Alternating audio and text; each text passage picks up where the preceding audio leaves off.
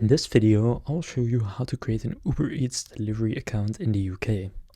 To do this, just go and open up a browser, and then what you want to search for is Uber Eats delivery driver, and then click on the link from Uber so that it says become a courier in the UK using Uber Eats. Then from there, go and click get started.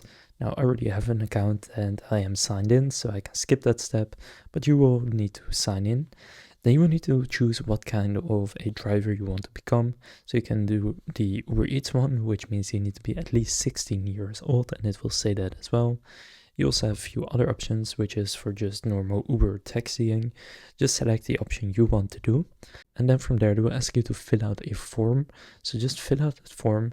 And then here you have a recommended next step, which in the Netherlands, which is where I'm from, is to get in contact with this company that they hire through, but in the UK it will go through Uber itself, and you can just follow the steps that you will get here in order to create your delivery driver account. And then if they accept you, you can then start earning money by delivering Uber Eats orders.